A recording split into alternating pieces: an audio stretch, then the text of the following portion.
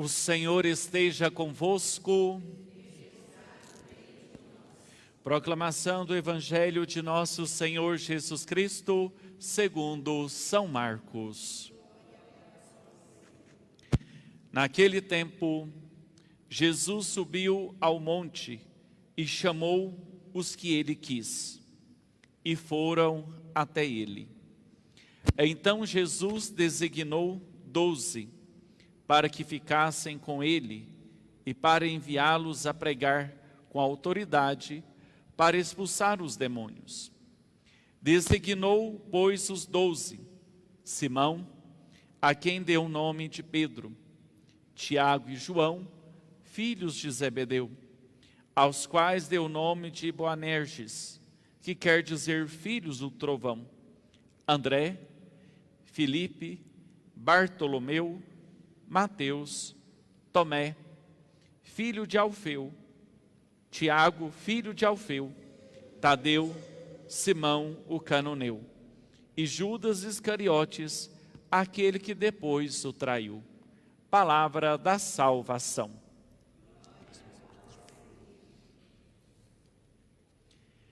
Irmãos e irmãs em Cristo Jesus, em Maria Santíssima, presentes na Igreja de Santa Rita, e aqueles que nos acompanham pelas redes sociais. Celebramos hoje a sexta-feira da segunda semana do tempo comum, na memória de São Francisco Sales, bispo, que viveu a sua vida através do ministério sacerdotal, pregando a palavra de Deus. O Evangelho de São Marcos nos apresenta o momento em que Jesus, diante do seu ministério apostólico, ele quis chamar 12 homens para tornarem-se seus discípulos. O próprio texto do Evangelho começa dizendo que Jesus subiu ao monte. E foi depois de um tempo de oração, de uma noite inteira em oração, no outro dia que ele então o chamou, esses 12 homens. E ao chamá-los, Jesus então coloca-os como as colunas da igreja, daquilo que será, depois de algum tempo, a própria igreja dele. Mas aqui nós já temos esse início, esse fundamento da igreja, sobre a fé dos 12 apóstolos que Cristo assim quis fundar e edificar a sua igreja. E entre os 12 tempos depois, ele constituirá Pedro como a cabeça desse grupo dos 12, desse colégio inicial, e que se mantém ao longo da tradição, na pessoa do sucessor de Pedro, que é o Papa, atualmente o Papa Francisco. Mas neste próprio texto, que é uma das páginas mais belas, é quando o Senhor convida homens corriqueiros, homens do dia a dia, para fazê-los seus discípulos, para depois dar continuidade àquilo que ele está iniciando. E mais, não apenas uma continuidade, mas que estes homens exercerão uma autoridade de expulsar demônios, de pregar e de dar corpo a esse mistério que o próprio Cristo está iniciando. Ele chamou quem ele quis, ou seja, a iniciativa é dele. E coube a estes homens apenas uma resposta: deixar e seguir, sem saber qual seria a consequência deste sim. Mas eles ouviram a palavra do Divino Mestre. Assim como o próprio Cristo chamou estes 12, ele mesmo continua a nos chamar, homens e mulheres, em nossos tempos, como sempre chamou ao longo desses 21 séculos da igreja presente no mundo, da sua vinda, ele continua a chamar e continuará a chamar até o fim dos tempos. E esse chamado se dá de diversas maneiras, de diversos modos, e Ele chama quem Ele quer, para constituir esta pessoa como instrumento de evangelização, como testemunha dele em nosso tempo. E cada um, com a sua habilidade, com o seu dom e talento para o qual foi chamado, está para prestar um serviço que não é nosso, mas que é dele.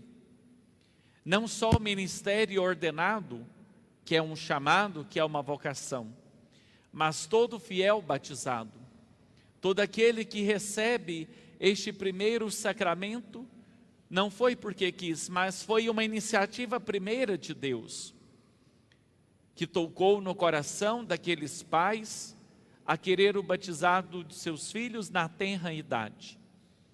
E se foi batizado já adulto, é o próprio Espírito que suscitou e que chamou aquele jovem ou aquele adulto para buscar este próprio sacramento. E não para por aí. Ele deseja que este sacramento, que foi o momento pelo qual que fomos inseridos na sua igreja, que frutifique. E essa relação de produzir esses frutos se dá constantemente. Não obstante as dificuldades, não obstante o cansaço e o fardo pesado, mas é no encontro com Ele que nos sustenta. E sabendo das nossas fragilidades, Ele quis também se tornar Eucaristia. O seu próprio corpo e sangue, daqui a pouco vamos comungar aqui, é o que nos sustenta para levar adiante. Portanto, a nossa vida deve ser olhada como esse grande chamado que o Senhor nos faz à santidade, que é a nossa relação para com Ele. Participar da santidade de Deus, Ele que é o santo por excelência. Mas essa santidade, ela é participada e vivenciada na nossa relação íntima com o próprio Deus, que nos chamou a isso, a fim de cultivar e de sentir a sua presença em todos os momentos da nossa vida. Semelhante a esses discípulos que no primeiro momento nem sabiam direito quem era Jesus, mas eles permitiram passar o tempo com Ele. Eles permitiram compreender a sua palavra. Eles se abriram para entender as parábolas difíceis e complexas que às vezes Jesus realizava. Mas o que cabe a nós é termos também este espírito de abertura para compreender a atitude e a vocação do outro. E às vezes nos falta isso. E por nos faltar essa atitude de abertura, muitas vezes falamos daquilo que nós não conhecemos, levantamos hipóteses que não são as reais e denegrimos a imagem do outro, prestando um desserviço da nossa vocação, que deveria ser para gerar o amor, para gerar a concórdia, a harmonia e somar o meu dom e talento junto com o dom e talento do outro e fazer frutificar aquilo que o próprio Cristo fundou, que é a sua própria igreja, que é a nossa comunidade de fé. Peçamos ao Senhor essa graça no dia de hoje, de uma pequena rachadura no nosso coração e na nossa alma, para compreender no tempo presente o que Ele quer de nós. Às vezes Ele está gritando a cada um de nós e estamos surdos em nós mesmos. Às vezes Ele está vindo ao nosso encontro de uma maneira tão visível e nós estamos cegos diante deles. Às vezes Ele está falando de uma maneira tão profunda e nós continuamos com os corações endurecidos, incapazes de sua palavra penetrar na nossa alma e fecundar o nosso ser. Fiquemos atentos ao seu chamado. para que assim não corramos o risco de cairmos na tentação ou no pecado da omissão, ou de não sermos verdadeiros instrumentos em sua mão. Que o Espírito Santo nos ilumine, para, fiéis ao nosso batismo, possamos dar continuidade àquilo que o próprio Cristo deixou como herança para nós, que é a sua igreja. Louvado seja nosso Senhor Jesus Cristo.